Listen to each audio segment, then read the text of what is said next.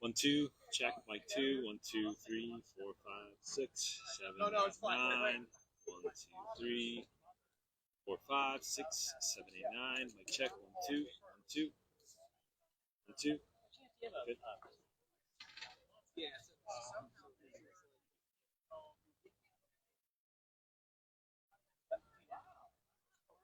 1, 2, 3, 4, 5, 6, 7, 8, 9, 10. 1, 2, 3, 4, 5, 6, 7, 8, 9, 10.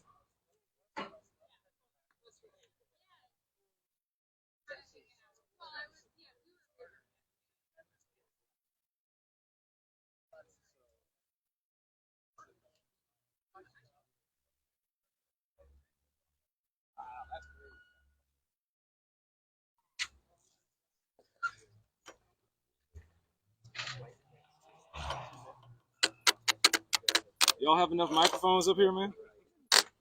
All right, let's see here. All right.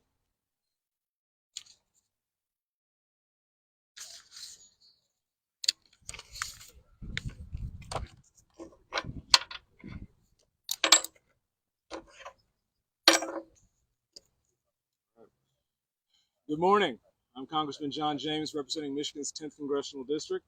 I'm honored to be here with my friends, Representative Victoria Spartz, our friend Greg Pence, and my very good friend and one of my personal heroes, Mr. Mario Andretti. Before I introduce and go farther into this, I want to say that it's an honor to be here with my colleagues and Mr. Andretti. His success is not just in Formula One and in NASCAR, but also in IndyCar and World Sports Car, and that's a testament to his grand career. And now we have another major venture that Mr. Andretti is pursuing in his monumental career defined by success and gamesmanship. This venture is bringing the first ever American-made engine to Formula One, a GM-built engine specifically, an American team from right in the heart of my district. This is a big opportunity for Formula One.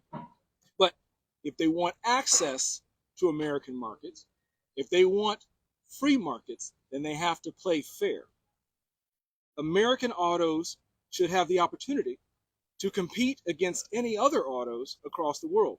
And that's why we're here. Fairness, free trade. F1 just held a race literally on Pennsylvania Avenue last weekend. They wanted America's attention. Well, you have it. We're here to say that America demands its due. If you want access to our markets, if you want access to our fans, then you must grant access to our companies. You must grant access to our automotive workers. You must grant access to Americans themselves. I'd like to welcome my guest, Mr. Mario Andretti, for any remarks and thoughts that he may have. Thank you, Congressman. I couldn't have said it better myself. Quite honestly, so much of it started just about last week when Formula One showcased themselves going up and down Pennsylvania Avenue. The Red Bull team was here, and I think it brought up quite a few questions within all of us, and that's why I'm here actually to sort of strengthen the our resolve to be in Formula One. We have done everything that is asked of us, and now it's time for a decision, obviously, and it's been forthcoming. My personally, my passion for the sport, I think it could be maybe matched, but not beyond. What I've ever shown. What has been. It's been my life, and Formula One in particular culminated my career representing the U.S. proudly, winning the World Championship. We won. I'll brag about this, but we won at least one race in 5 continents, and the most proud moments for me was always to stand on the top step of the podium with the American national anthem playing, because it's customary in Formula One that the driver gets to honor the country that he or she are from. And again, we want to have the opportunity to be part of Formula One. Again, as far as the Americans are concerned, I was the last American to win a Formula One race when I won the World Championship in '78.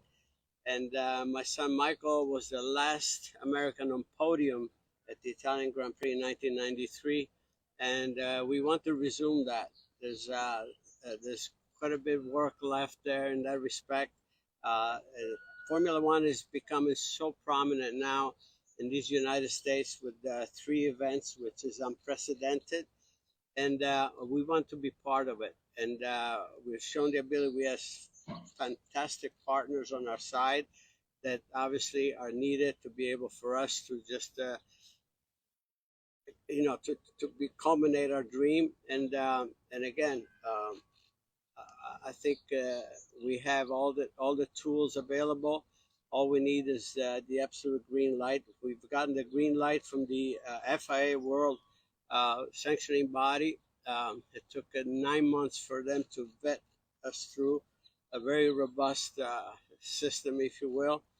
And to be honest with you, I must say that when the application became formal, there were 4 applicants, including us, and we were the only applicants actually that were approved to go forward in Formula One. So we have one more step, and that's the step that we need actually now to accomplish, and so we can move forward. But time is of essence, obviously, and the interest that we have seen here on our side is something that's to me.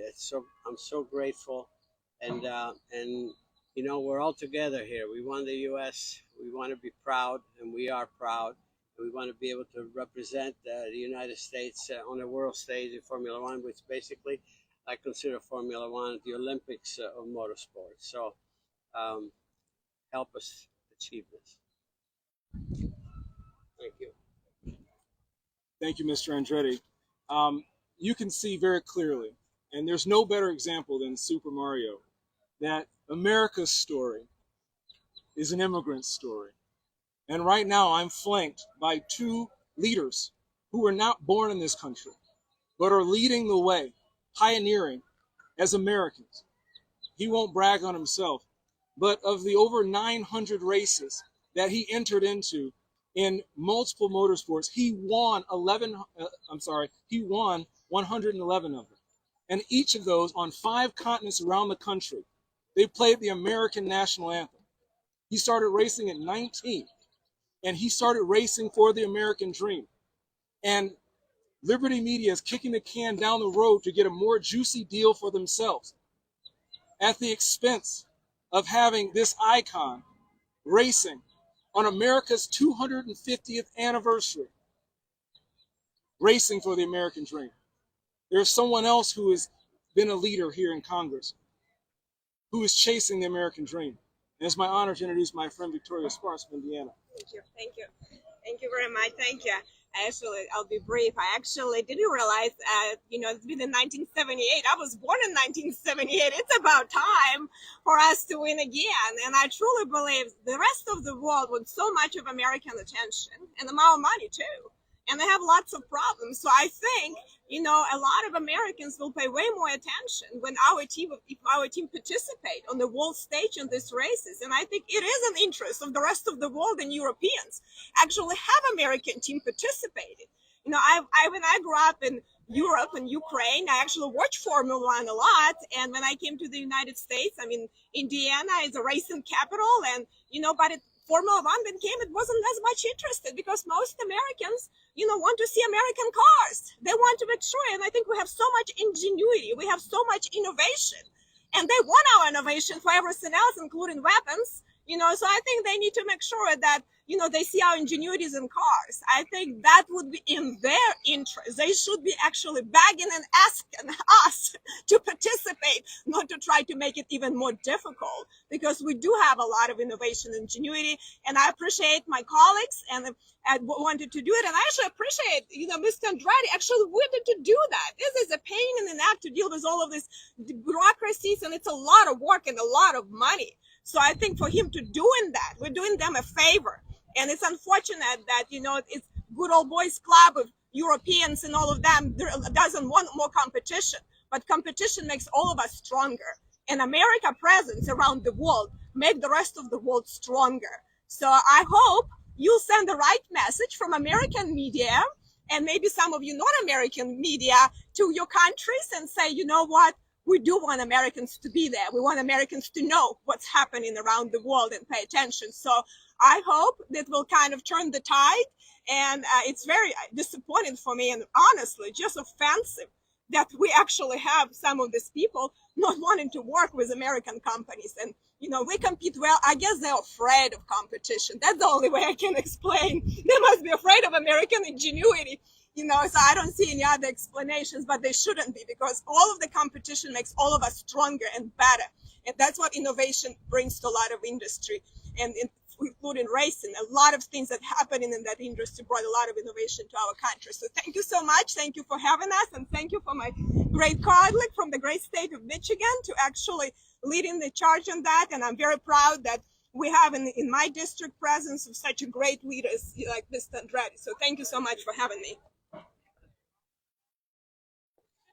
This one spits hot fire at all times. I'm glad she's on my team. But with that, we'll take any questions you may have. Yes, sir. Congressman, I'm hoping you can address some of the antitrust concerns you raised in your letter to Liberty Media. Yeah.